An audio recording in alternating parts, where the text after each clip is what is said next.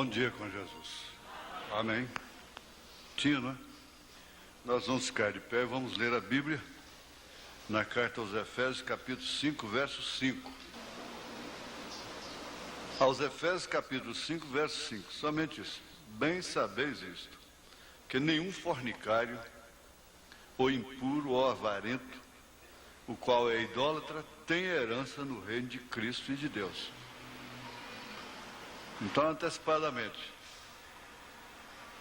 antes de ser fornicário, impuro, avarento, você tem que saber que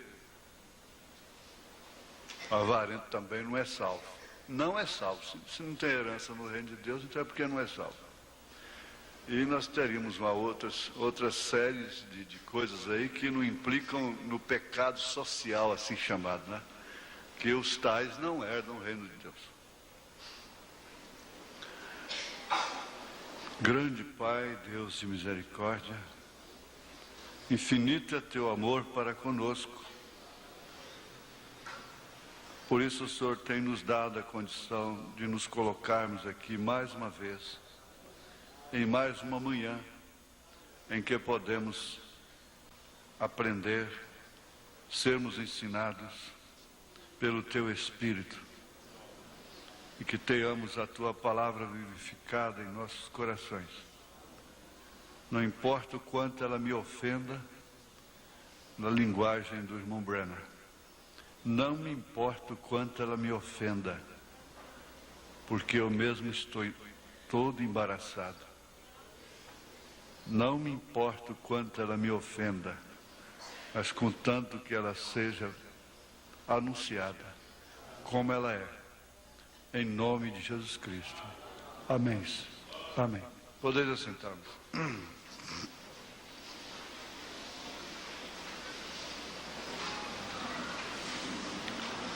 Essa cartinha aqui, olha, a pessoa pediu para ser respondida no domingo da ceia. Naturalmente não pode vir. E ela implica, eu até não faria questão, quer dizer, eu gostaria de conhecer a irmã pessoalmente, mas pelo prazer de conhecer, não por causa do fato em si, não é? Mas implica em uma palavra, fornicação. Agora, de acordo com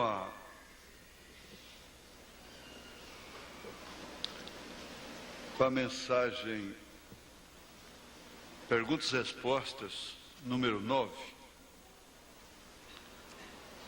eu achei até muito oportuna a sua carta. Tem perguntas, tem cartas que contribuem até com o culto e beneficiam a igreja. Domingo passado mesmo, uma irmã foi no escritório com um caderno de anotações, mas não é qualquer pregador que dá conta de fazer aquilo, sobre o estudo de casamento. É de admirar como ela dá conta de fazer aquilo.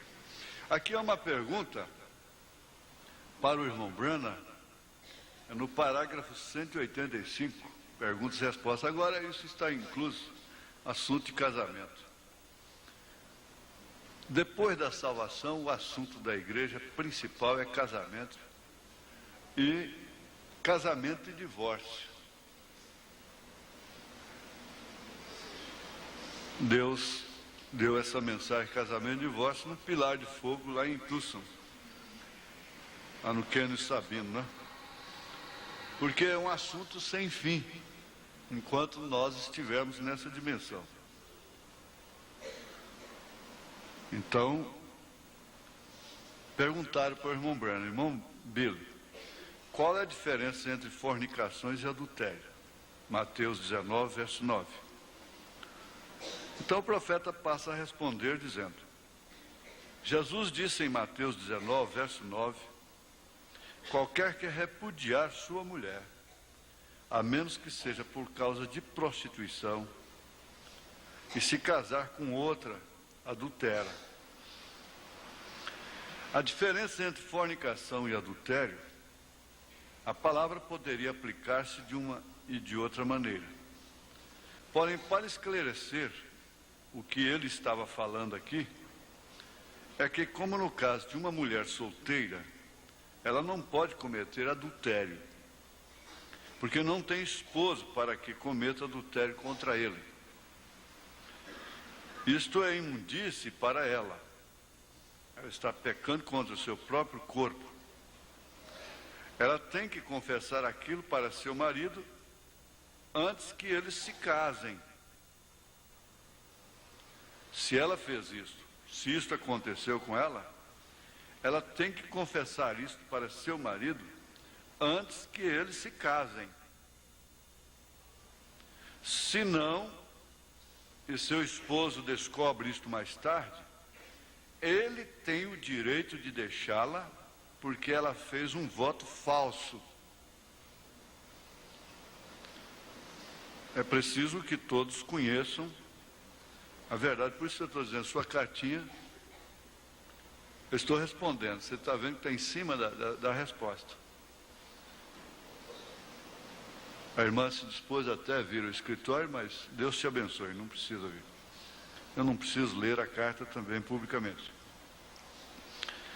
Pois a Bíblia diz, seja pois, ou o ritual diz, seja pois conhecido de vós. Eu tenho escrito isto no meu, que se algum casal tem sido unido de outra maneira que não seja o que a palavra de Deus permite, o matrimônio deles não é lícito. Então, Jesus disse, errais em não conhecerdes as Escrituras. Errais em não conhecerdes as Escrituras. A mensagem. Elas estão aí muitas vezes na estante, aquela pilha de mensagem, mas não está sendo lido há muito tempo. Está lá como uma relíquia, como um ídolo até. Como o católico põe a Santa Maria, o São Vicente, a Santa Abóbora lá na parede. Então, às vezes nós colocamos também a mensagem na estante. Ela vira lá como um ídolo, até empoeirando também como eles, né? Gosta daquilo, respeita aquilo, e qualquer coisa, olha para aquilo, qualquer aperto. Então, esse conhecimento é que não permitirá que você seja condenado no dia de juízo. Olha, qualquer casamento, se algum casal tem sido unido de outra maneira, que não seja o que a palavra de Deus permite, o matrimônio deles não é lícito, é ilícito. Agora Paulo diz, não é tudo que é lícito, todas as coisas me convêm, nem todas me são lícitas, como nem todas me convêm, né? Não é todas as coisas que são lícitas que me convêm. Então não adianta você estar se casando por si mesmo, não é? Porque tem sido de outra maneira que não seja a palavra de Deus permite. O que qualquer um de nós está sujeito a cometer, principalmente no tempo da ignorância. Então, o matrimônio deles não é lícito. Eu exigirei a responsabilidade do juízo quando os segredos de todos os corações serão revelados. Se algum de vocês sabe de algum impedimento pelo qual essa união não será legal, fale isto agora. Agora, veja só. O certo é quando se anuncia um casamento, dizer assim, se alguém da igreja tem alguma coisa bíblica contra esse casamento, deve dizer, deve se manifestar. O certo seria isso. Quer dizer, nós saímos de um extremo e devemos ter cuidado para não cairmos no outro. O extremo do legalismo e cairmos no extremo do liberalismo, não é? Isso é que pode acontecer. Então entra o fator caridade, circunstâncias, e tem que ter paciência, e coisa e tal. E como eu estava comentando ontem com um irmão, acaba sempre ficando como eles querem. De todos os jeitos, que os pais têm que dançar conforme os filhos tocam. Não os filhos dançarem conforme os pais tocam. Quer dizer, os instrumentistas do lar, da família, a coisa ficou na frente, né? O carro passou para frente dos bois. São os filhos, são as circunstâncias. E por isso, e por aquilo, e por mais aquilo, e por aquilo outro, então não se pode mais ter o sinal, expor o sinal em casa. Não é certo? Mas, na verdade, o casamento deveria ser encarado de uma forma tão bíblica quanto a salvação. E ele disse, é por causa disso que nós temos tantos divórcios no país. É sabido que esse casamento que começa com a moça beijando o rapaz, né, se agarrando, ele não vai ser abençoado por Deus. Então não deveria nem vir no altar, porque ele já está fora da Bíblia. Ontem um pai de família chegou aí nervoso mesmo, mas nervoso, porque tem um casal de jovens recém-apresentado aqui, que está vivendo aí fora, na presença das moças, de todo mundo, se agarrando dentro do ônibus e tudo quanto é lugar, de forma que nenhum casal casado na mensagem deve fazer. Porque mesmo você sendo casado, você não tem que estar agarrando sua esposa na vista de todo mundo, beijando na boca e agarrando e tudo. Mesmo sendo casado. Agora, você tem que saber, filho, que seu casamento é um pavio curto. Ele não vai. Você não precisa nem vir casar aqui no altar. Não vai durar nada. Essa mocinha não vai, para começar, não vai nem te respeitar. E você também vai adulterar depois. Você não vai ser um marido fiel. Começa assim. Agora, quando o profeta ia falar dessas coisas, ele dizia, não importa o quanto isso me ofenda, porque eu também tenho família. E ele disse, eu mesmo estou todo embaraçado.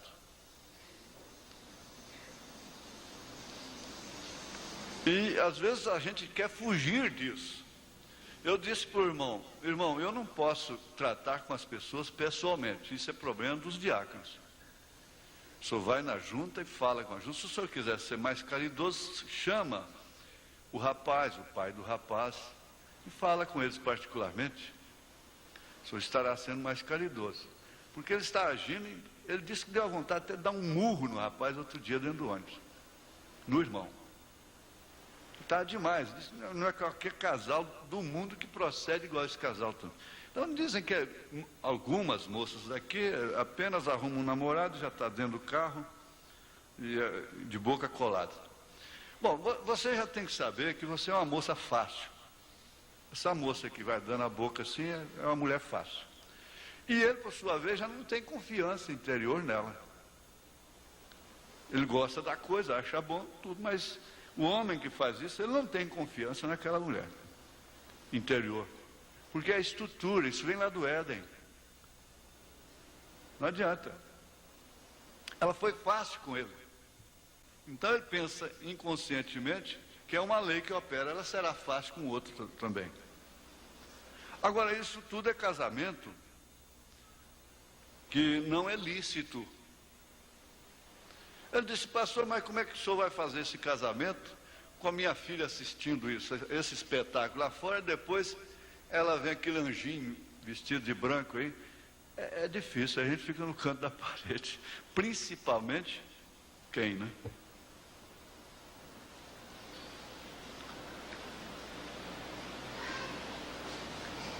Agora, vocês têm que entender isso, que o irmão Brana, olha, irmã, muito obrigado pela sua carta, não é? Ela está sendo respondida, e você teve essa experiência amarga na sua vida, e quer saber se tem que participar de determinadas coisas para seu marido. Então nós estamos chegando lá, você já viu que ela tem que contar tudo para o seu marido antes de casar. Porque se ele descobre depois, ele tem direito de repudiá-la e casar-se com outra.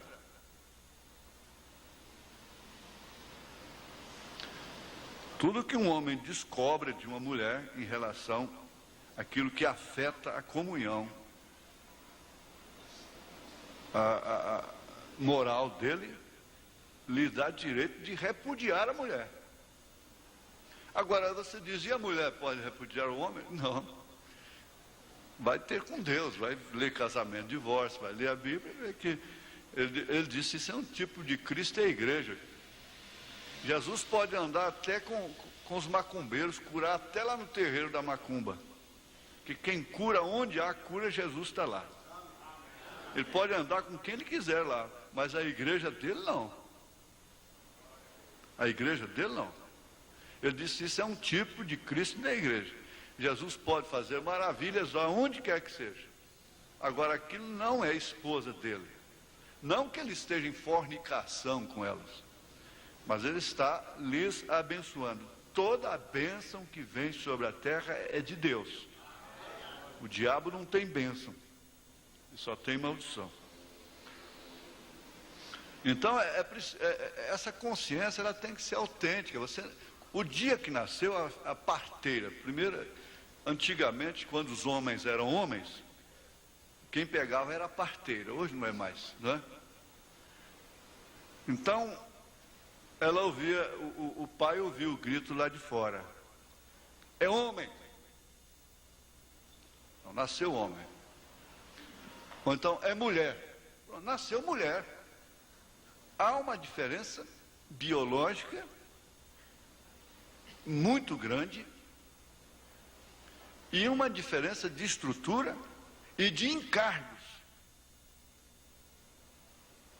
De encargos. E há uma diferença biológica que ela é fundamental. Agora, por que tanta gente com semblante caído? Por quê? Por causa disso.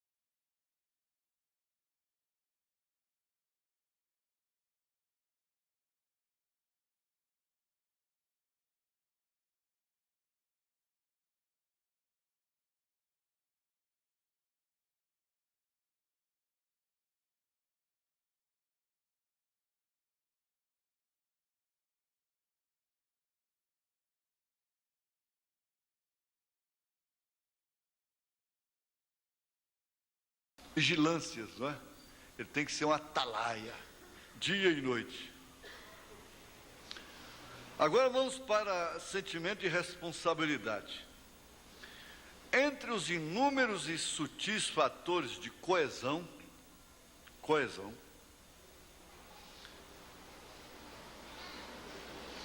para a existência de um relacionamento normal no casamento, deve-se enfatizar o sentido de responsabilidade. Agora, às vezes, olha, presta atenção, que uma criança, dentro de casa, você tem 3, 4, 5 filhos, 1, 2, ou um mesmo, já destaca com maior sentimento de responsabilidade. Ele tem um sentido de responsabilidade. E aquela menininha já começa a tomar conta dos irmãozinhos. E daqui a pouco ela já está com o pezinho esticado lá na beira do fogão, fazendo comida.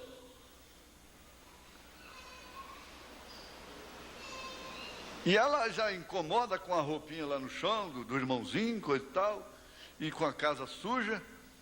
E a mãe não tem que estar... Terezinha, varre, Terezinha, faz isso. A mãe apenas vai coordenando, ensinando. Essa menina já nasceu com um sentimento de responsabilidade de dona de casa.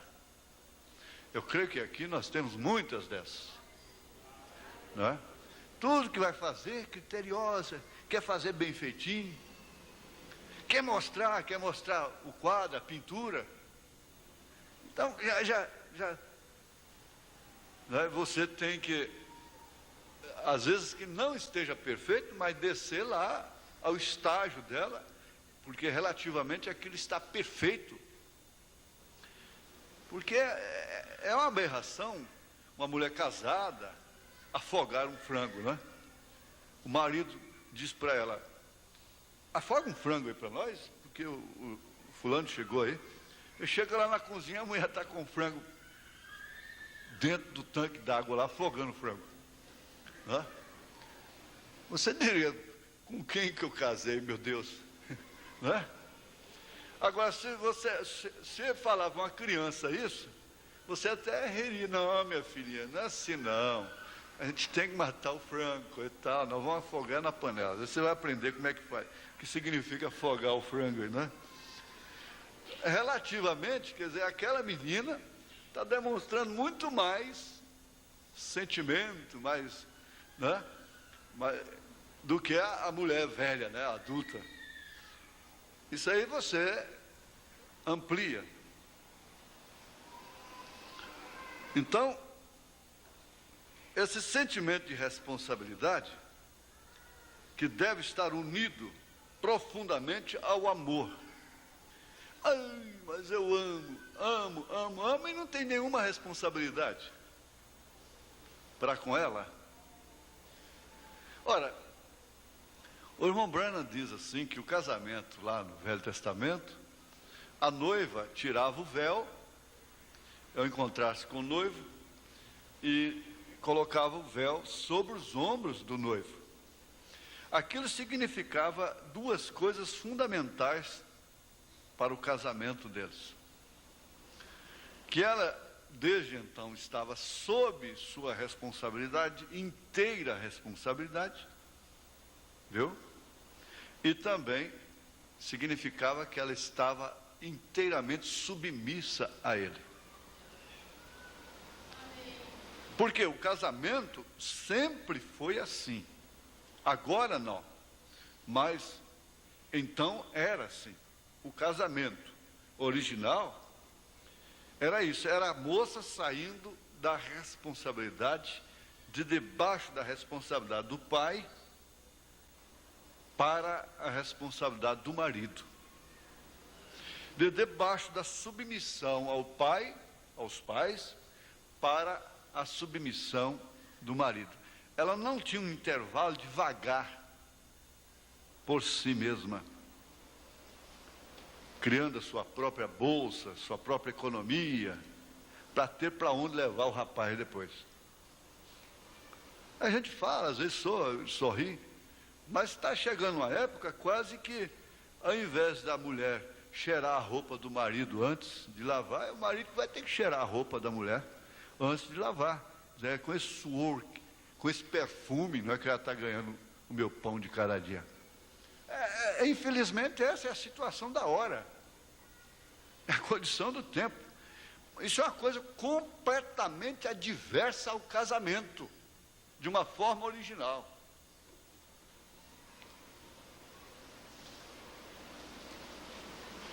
É por isso que a noiva é pequena.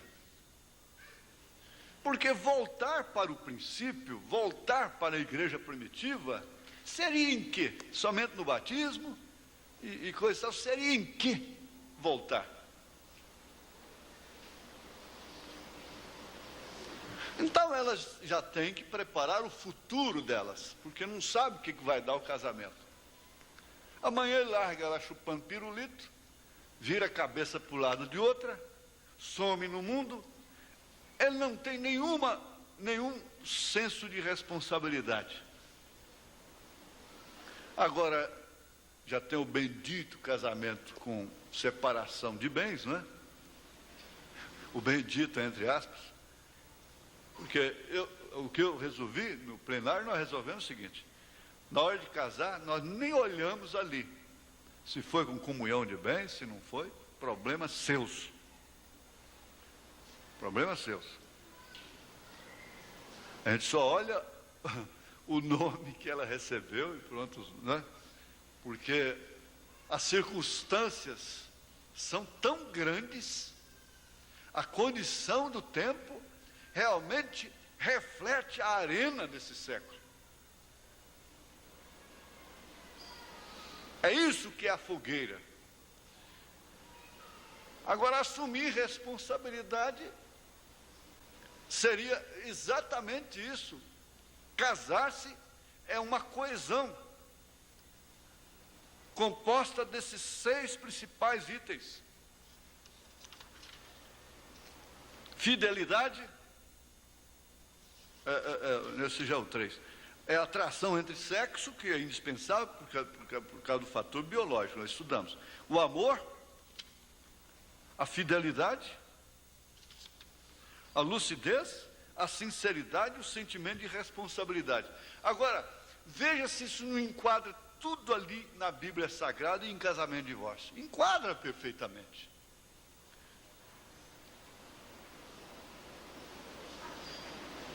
Elas não contentam em ter uma horta em casa, uma hortaliça em casa.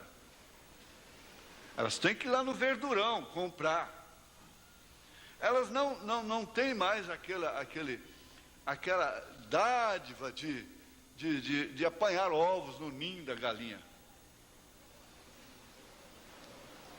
De pegar uma fruta que cuidou, que plantou, uma banana, um cacho de banana que está lá no fundo do quintal. Não tem mais a dádiva dos birros, da renda. Não tem mais a dádiva do bordado em casa, dos biscoitinhos gostosos, do pãozinho de queijo quente, quando o marido chega, fazer um pratinho de entrada enquanto toma banho. Não tem mais essa dádiva, porque não há tempo para isso. A condição do tempo não permite. As circunstâncias não estão permitindo. Então, o que se tem que fazer? Tem que, no mínimo, encarar tudo isso aí, esse corre, essa coisa toda, com extrema responsabilidade. É custoso. Fazer-se amar por alguém é comprometer-se em nível de responsabilidade para, com este outro, ser a quem amamos e de quem queremos amor. E a responsabilidade não está só em dar vestido. Olha, o irmão Brana encontrou aquele rapaz lá, sentado com a mulherzinha dele no colo, naquela casa de caminhão metálico lá na beira do rio Ohio, e ela o consolando porque ele estava triste, porque não pôde dar um vestido para aquela mulher naquele mês. Agora, há mulheres que passam 10 anos, seu marido dá um vestido para ela, irmão.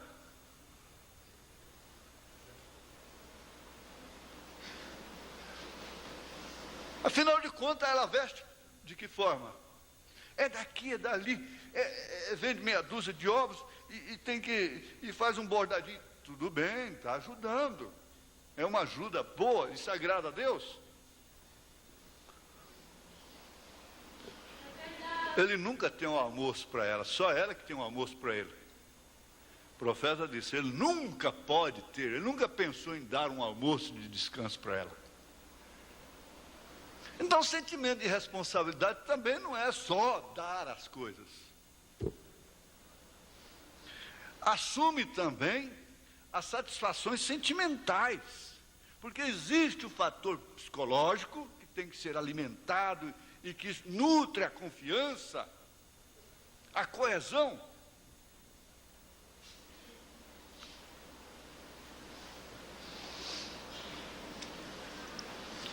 Então, fazer-se amar por alguém é comprometer-se em nível de responsabilidade. Agora, que responsabilidade você vê nessa mocinha, rapaz, que fica dando a boquinha para você no meio da rua aí, dentro do ônibus? E que responsabilidade você vê nesse rapazinho que ainda está fedendo ovo ainda? Me desculpa.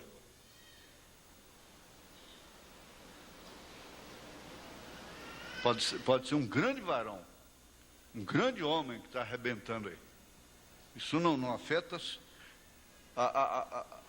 vamos dizer, a repreensão no momento não afeta, pelo contrário, aduba esse grande homem de amanhã que pode ser você. Mas a responsabilidade não é só isso. É uma força de coesão externa. Interna, nem se discute. Porque há uma correspondência interna. Já se casar por um fator interno, não pelo fator externo. Ninguém deve se casar pelo fator externo, se bem que aquilo contribui. Mas pelo fator interno, assim ensinou o profeta. Por indispensáveis e prioritárias que sejam as forças de coesão interna, é também necessário satisfazer a necessidade que o casal tem a estar dentro de estruturas que o ajudem a resistir às forças de destruição que sempre estão bombardeando o lado externo do casamento.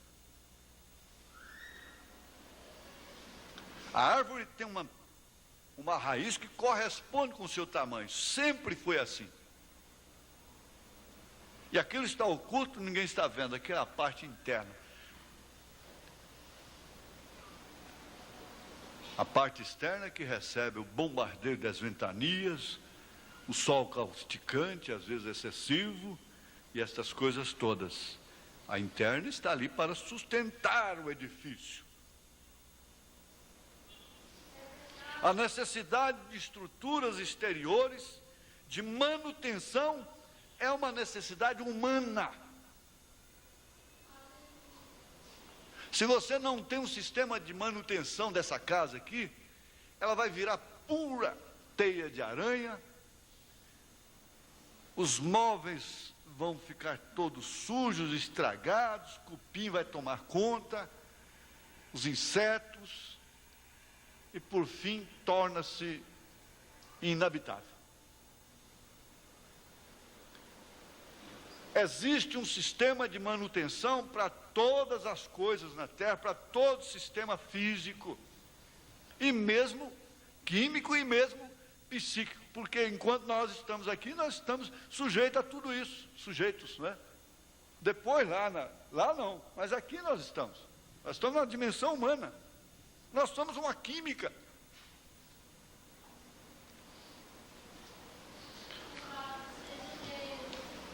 Agora entra aqui as leis civis e religiosas. Tudo isso está dentro do sentimento de responsabilidade. Você quer o casamento de acordo com as leis civis e religiosas, porque isso já é um sentimento de responsabilidade. As leis civis auxiliam diretamente e também indiretamente, agindo no inconsciente para manter os valores entre os quais está incluída a preservação do casamento. E é de parecer universal, todos sociólogos, psicólogos, que o casamento fora, quer dizer, a união do homem com a mulher fora do matrimônio, ele falta sempre o essencial. A religião também funciona como uma instituição estruturante do ser humano, mantendo leis permanentes de coesão do casamento. Agora, para nós aqui, isso seria aquilo que o profeta ensina sobre o assunto. Porque tudo isso aqui nós temos que ter amparo bíblico e na palavra e na experiência também no dia a dia, não é? Então, não seria propriamente a religião. Quer dizer, socialmente falando, tem que falar religião. Mas, de acordo com o casamento e divórcio, seria a revelação. Você não quer ficar nunca sem a pessoa? Você não deseja ficar nunca sem ela? E quando você se sente longe dela, você se sente tão perto dela, que o seu físico, às vezes, os seus sentimentos sofrem por não poderem apalpá-la, tocar nela. E essa é a maior angústia que um homem pode sofrer, uma mulher pode sofrer. Eu vi uma fita uma vez, que um rapaz morreu num acidente, e ele gostava demais da moça. E como que, eu diria, na quinta dimensão, né? Ele ficou acompanhando a moça todo o tempo de sua vida. Onde ela ia, ele estava com ela. E quando algum perigo se aproximava dela, ele fazia tudo, ele ficava angustiante para fazer alguma coisa por ela, mas não podia, porque ele estava fora da matéria, ele não tinha como tocar. Quando ele ia tocando, era nada para ele. Quer dizer, aquilo foi muito bem feito para ilustrar isso aqui. A distância faz isto. Isso é que é a saudade. A saudade aumenta. A saudade, você só tem saudade daquilo que está com você, que está dentro de você. A saudade opera no exterior, nos sentidos, que não podem ser satisfeitos. A visão, ver, abraçar, tocar, conversar. Então isso é que é a saudade. É a saudade daquilo que está em você. Isso é o tipo da igreja e Cristo perfeitamente. Nós um dia vamos apalpá-lo e nós temos saudade dele porque ele está em nós. Se ele não estivesse em nós, nós não teríamos saudades dele. Você não teria saudade daquela mulher, não teria saudade daquele homem. Agora, as pessoas, as coisas, as pessoas podem estarem de uma maneira, cada coisa no seu lugar. Está em você como esposa, está em você como esposa, está em você como pai, como mãe, como amigo, né? Como amiga, isso aí tem seu lugar. Então, para isso existe fé, revelação, mandamentos. Aí você pega Efésios 5, só o Efésios 5, 23 ali em diante já chega, né? E entra também o ritual. Marca o dia, não é? A religião promulga a valorização do amor como força máxima de coesão das relações conjugais e familiares. É isso que ela faz. O irmão Brando disse, então um juiz aí com a cabeça cheia de uísque e um um reverendo aí, colarinho clerical, caído da graça, faz aquilo. Essa parte aí. Agora depende deles o que vai acontecer, não é? Esse aí atendeu a parte social. Atividades e trabalho compartilhado. Construir juntos uma casa. Isto quer dizer, ela participando, porque não tem como, a menos que seja multimilionário, sei lá, porque até o gosto dela tem que entrar na hora de escolher azulejo, a planta, ela tem que participar. Não é certo? Construir junto uma casa, e ele destacou, uma casa, agora depois, um lar, porque casa não é lar, não é? Uma família, essa família, então, hoje é planejada. O ano que vem eu vou ter um filho. Olha, daqui 3 anos só que eu vou ter um filho. Daqui 5 anos só. Então, tudo bem, planejou, né? É planejado. Une o casal dentro de um fim comum e estabelece um esforço compartilhado. Os dois juntos, criando juntos uma obra que faz parte dos fatores externos dessa coesão, dessa união do casal. De todas as formas, é ela e ele quem está construindo. O trabalho compartilhado cria objetivos comuns. Porque se estamos fazendo a mesma coisa, então o objetivo se torna comum. Se um está plantando trigo, o outro está plantando aveia, o objetivo pode ser comum na alimentação, né? No fim alcançado de alimentar. Mas na lavoura em si, um está para lá, outro está para cá. Mas aqui, então, é compartilhado, formando objetivos comuns.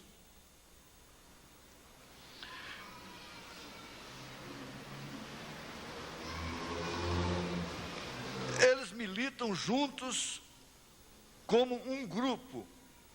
E uma família é um grupo unido, homogêneo, misturado, juntos, tem a mesma cor, pensam da mesma forma, discutem entre si e chegam a conclusões sem irritações, sem derramar adrenalina. Porque isso é para o casamento neurótico. Se o seu casamento é neurótico, você não vai chegar a conclusão nenhuma sem um mau tempo. Aí depois que passa, você tem que lembrar do reverendo Tibo. Graças a Deus, passou o mau tempo. Né? Aí depois que passa o mau tempo, aí toma um chazinho, então, dá um abracinho e tal, mas tudo que vai fazer tem que tremer, tem que chorar, tem que bater na parede, tem que bater com a cabeça na parede, pum, pum. Para a hora que parar, fica bom. Né?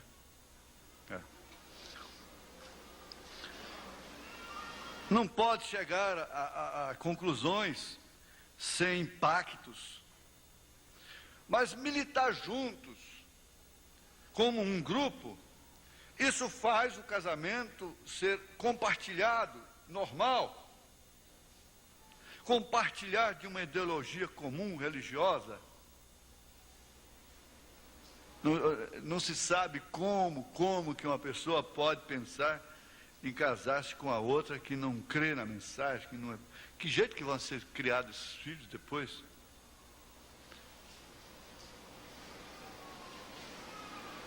Isso até a política de uma família deve ser a mesma.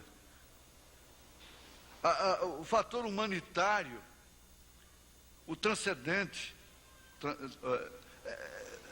tudo isso leva o casal a ultrapassar suas dificuldades individuais e comuns de todo casamento, de todo relacionamento. Essa coesão. Aí vem os filhos. A mais importante e mais bela criação comum do casal é evidentemente o filho. Próprio Deus, ao construir, a fazer todo esse universo, ele se sentiu só. E por isso, ele teve que tirar de seus próprios lombos os seus filhos, aos quais ele corrige, aos quais ele protege, aos quais ele sustenta, aos quais ele transporta para o seu próprio nível, porque esse é o dever do Pai. E Deus quer que nós sejamos transportados para o seu próprio nível, porque nenhum pai gostaria de estar em um nível mais elevado que seus filhos. Por isso São Paulo diz que os pais entesouram para os filhos. Muito mais Deus pensou e estabeleceu que seus filhos gozariam do seu reino, como ele próprio, seriam como ele, porque eles estavam em seu lombo. Então esse casal pensa da mesma forma, porque isso é uma deidade menor. É uma deidade menor. Por isso ele é o rei do lar.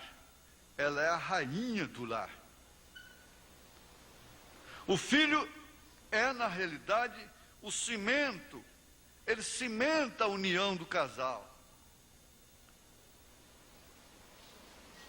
E ele faz com que a vida não se torne simplesmente um encargo de responsabilidades, de cobranças, mas ele faz com que o casal veja nele, veja naquela filha, a sua continuação. O aproveitamento de seu trabalho, de seus esforços durante os anos. Ele sabe que aquele filho, aquela filha, não vão jogar fora tudo aquilo que foi feito, alcançado com tanto suor, com tanta dificuldade. Pôr no mundo, juntos, um ser humano, não deve ser somente fruto da união de dois corpos, uma satisfação de sexo apenas, mas sim fruto do amor e dois desejos compartilhados de criarem um filho para Deus, de dedicarem esses filhos ao Senhor, formando assim uma família unida, coesa, na fé, no amor e em todos os princípios que acodem a parte espiritual e a parte social da vida humana. Isso é que é família, isso é que é o lar. Criar, educar, dar tarefas mais difíceis, encorajá-los nessas tarefas difíceis, deixá-los experimentar também um pouco de suas dificuldades.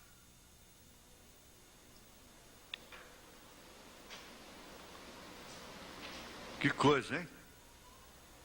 Nos dias de hoje requer uma verdadeira comunhão compartilhada, para que eles sintam que sua casa é o melhor ambiente que existe no mundo, para que eles gostem de estar em casa. Que a casa, o lar, não seja simplesmente um lugar de dormir, de comer, mas que seja também um lugar de repouso, descanso dos seus espíritos, um lugar de confiança.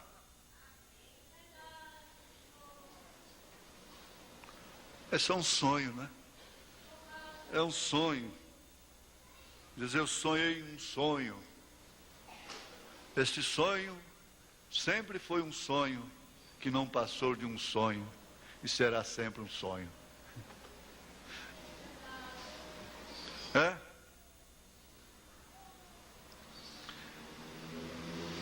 Ser responsável por um ser, aceitar a responsabilidade pelo bom e pelo ruim que possa ocorrer na criação do filho,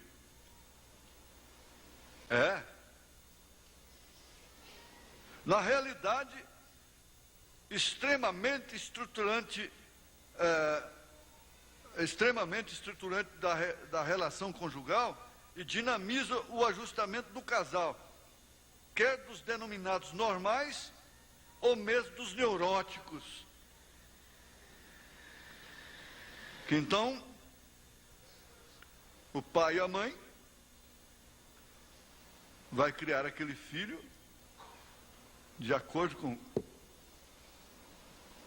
com aquilo que eles são, né? A família de origem de cada cônjuge é outro fator muito importante. Como é o último, então nós vamos terminar. Recordemos a frase conhecida de Saint-Exupéry: amar-se é olhar juntos na mesma direção.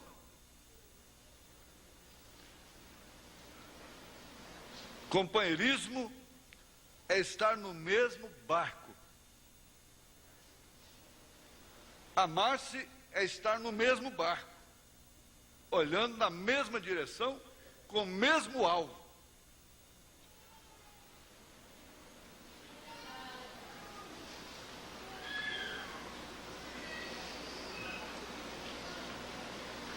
É bom fixar isso, né? Bom, amar-se é olhar juntos na mesma direção. É uma unidade de visão. É estar olhando na mesma direção. Agora, como que se pode casar com um rapaz que está vendo 3 pessoas, sendo que você vê só uma? Que está vendo um céu através de um caminho largo. Não tem jeito. Você não vai ter a mesma visão. Na atualidade do casamento falsamente negado pela situação da emancipação e liberdade da mulher, que isso é uma falsa, isso é uma coisa falsa, é preciso ensinar aos jovens noivos e recém-casados quantas coisas há para se olhar na mesma direção que constituem forças de coesão. Por isso, que se diga a esses rapazinhos noivos: vocês não estão amando essas meninas aí dentro do ônibus, aí na porta da igreja, onde quer que seja.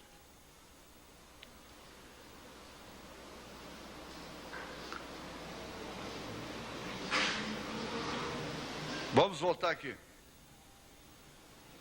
É preciso ensinar aos jovens noivos e recém-casados quantas coisas há para se olhar na mesma direção, que constituem forças de coesão. Agora, os pais ajudam muito nisso. Ensinar para eles, destacar coisas que eles têm que olhar no mesmo sentido. Começando pelo sistema de criação desses filhos. Porque isso, na verdade, tem que ser planejado. De que maneira nós vamos criar o nosso filho? Olha, aí você já vai ver que ambos têm que olhar na mesma direção. Porque se o pai está olhando para um lado em relação à criação de um filho, e a mãe olhando para o outro, o que o pai faz, a mãe desfaz. O que a mãe faz, o pai desfaz. Não, não é assim, é assim. Não, não é assim, é assim. Quer dizer, esse menino, essa menina vai ficar neurótica.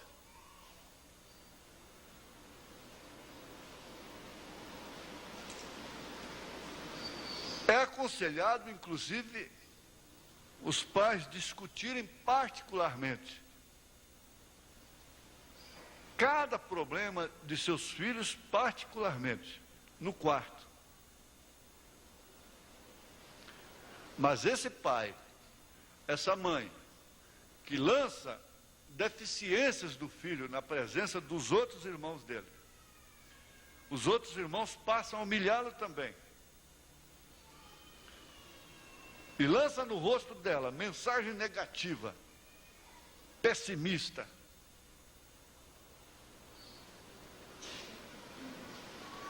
Gente, é uma família neurótica. Aí é onde tem que entrar a graça e você nadar e passar por cima de tudo isso, e enfrentar tudo isso e dizer, bom, já que eu não tenho essas regras, não gosto dessas coisas, que eu deveria gozar, minha vida é essa mesmo, então eu vou nadar, nadar, nadar, enquanto Deus me der força, até chegar na glória. Pronto. Dessa forma mesmo, por quê? Com o pai eu não posso contar, com a mãe eu não posso contar. Dentro desse aspecto. Então o que eu vou fazer? Vou me agarrar a essa velha Bíblia, vou me agarrar a essas mensagens e vou ser aquilo que Jesus pode fazer de mim, porque os meus pais não puderam fazer, não puderam contribuir. Ou então fazer o seguinte, porque sempre eles contribuem com alguma coisa. Eu pego isso com esse pouco com o qual eles contribuíram e associo ao fato, à realidade que existe, mesmo eu não tendo recebido, mas se elas existem, então eu faço de conta, eu recebo por minha conta própria.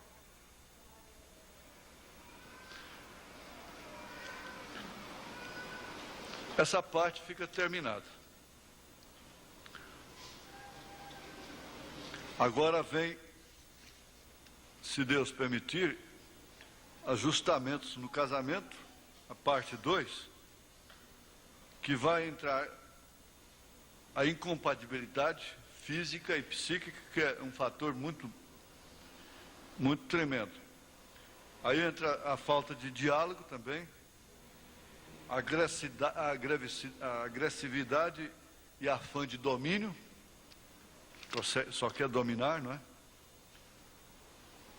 As ilusões e ideias falsas que se criam e que, uma vez não obtidas, não alcançadas, causam frustrações. Então, fica essa parte, se Deus permitir, próximo domingo, não é? Amém? Vamos, dia 7. Fica assim.